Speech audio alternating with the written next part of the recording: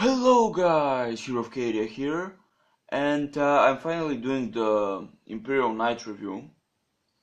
So I have my Imperial Knight here. I've played more than a couple of games now with it, so I think I can give, well, at least my impressions. I'm not exactly a pro player or anything, but you know I've played a fair amount of games with it, and I just wanted to get my opinion out there. So first off, does it work for the points? Probably if you have it in a large points game, it won't be really cheesy. Like probably 2000 points. It will work, but it won't be OP.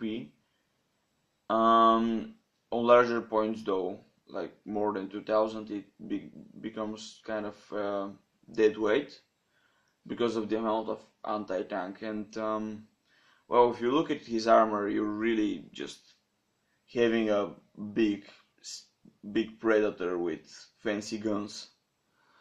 So your main problem with this guy is your armor, because you have on one side you have the 4+ ion shield. You can't really get to cover because it's just so big, but you have 4+, but your main problem is if you play against these fuckers right here, which they're kind of small compared to him. Here there's another one over there. See, but your problem is that these fuckers can carry like 3 special weapons and then get them a heavy weapon like this one, but a last cannon preferable, and then just put them in a chimera and casually drive to you on the side and just put 4 weapons in one turn, 4 anti-tank weapons on your side armor, which it's not ideal, and that's only one squad of them. So this and probably the Necrons are going to get you into a bit of trouble. Devastator squad's not that much, I guess. If he has one Devastator squad, you don't have to worry about, because they all fire from the same direction, so you can get your 4+.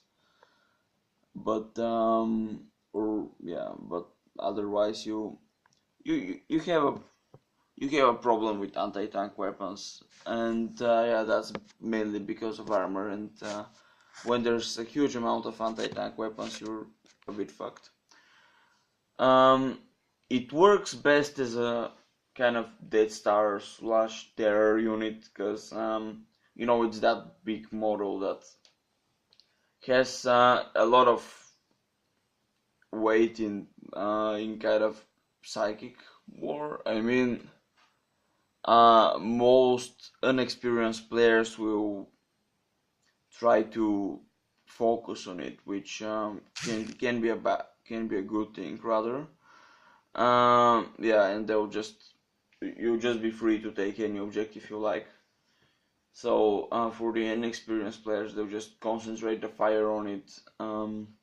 It's still kind of squishy though, so they might actually kill it, but it will be too late, especially in lower point games.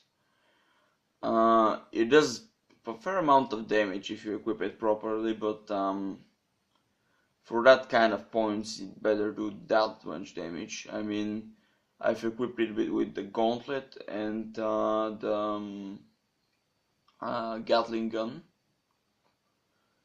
and I have one of the missile launchers. I can't remember which one is it, but I use the one with the bigger rockets. I think that is the one with the small ones. I just like it better, but I usually use the A3 rockets. And well, this unit, except you have a bit of problems with last cannons, and if you're a bit more careful with it, you can manage to do a lot of damage. The problem is probably you'll be better off with the one that has a battle cannon and a Gatling gun, because then you can go really for ranged weapons, because he has a powerful melee attack, but against well, a variety of opponents that doesn't really work. It works against tyranny. It's, you know, good, at least I would like to think. Though they can hurt him if you get into close combat, but you have a strength D weapon, which you know, is the best way to kill fast monstrous creatures.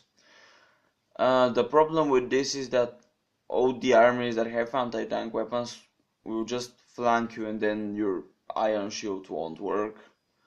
You know, especially more mobile armies, I feel like they'll have a bit of an advantage anyway, so you may try to melee also them, because yeah, they'll flank you anyway. They have like these enormous jet boost inches and you know, these movements and stuff, so you're flanked anyway. You better try to get something in melee, not that they'll let you. Against Corn Demonkin, there's, you know, you have no problem going to melee because they want to melee you, but that also means you won't have a really good time when you get into that close combat. I've seen the Imperial Knight explode to a variety of different combinations of demons and dogs and stuff. So although you have the stomp, you're not really going to do anything about a special close combat army. So you're really better off with the second hand being not a close combat weapon, but the rapid fire battle cannon. I just feel like the hand looks more badass. But yeah, if you want to really try hard, probably not a bad idea to get the second hand as a battle cannon. I can't remember the name of the Imperial Knight though. That's with the Gatling gun and the battle cannon. Anyway, so that video is not coming out very structured, but that's the main point I want to get. The knight works, but you have to be extra careful with it. And if your opponent is kind of inexperienced with the game, it may be a really good terror unit, because he's like, oh, he's gonna reach me, what I gonna do, you know. But if the enemy stays calm, you're in a really bad position to do anything but shoot him from range, because well, you don't have much of an option when there are heavy anti-tank weapons on the field, and that's usually the case in larger in games that are with more points, and like 4,000 points that just becomes a dead weight because there's so much anti-tank on the field. You're pretty much screwed. They can snipe him on turn 1 unless you manage to kill some of that first. Though I don't think you can kill much of the anti-tank first if they have if they have like good cover saves and night fighting on top of it. And usually they have also cover saves, like the Imperial Guards. They have pretty nice cover save with their new formation. It was called Armored Shield, I think. So yeah, not really good against cover, but you know, if you illuminate and get a couple of librarians with all specs, probably can do a lot of damage. Yeah, so not really great in a large points game, although how many times you play a 4,000 to 4,000 point game, so you know, then again, I think you're safe from that. Battle cannon and Gatling gun the best option in my opinion, and I, I'm still kind of doubting that there's any point into getting to play him against guards, because just Imperial guards. I mean, I think they're the best troop choice in the entire game, because you know they're cheap, they're many, they can be quite mobile with the Chimera, and they can have like a heavy weapon, three special weapons. Just they're just like weapons platforms, and then you have 4 or 5 people to just tank the damage, and they're much more efficient than a tactical squad, I would say, because a tactical squad, yeah, you can fire, you can assault, and whatever, but it's just you have one special weapon and one heavy weapon, and here we can have 3 special weapons, and they're like well, the veterans are about 60 points, I think. I'm not entirely sure, but the infantry platoon is just so cheap, and you get so many special and heavy weapons with it. It's just stupendously cheap for that. So yeah, you can safely play against most of the races, but be careful.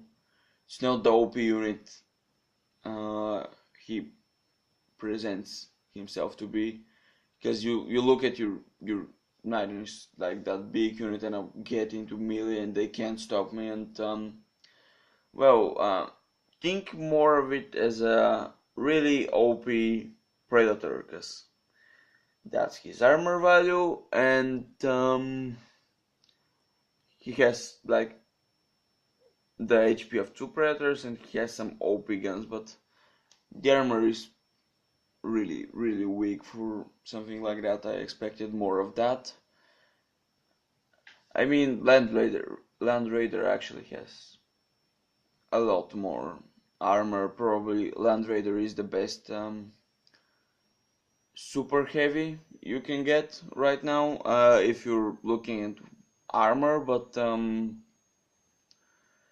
this one is a bit more versatile, although he doesn't carry troops, so you know, kind of he has his pros and cons in that regard, but he's a really good killing machine if you keep him at range.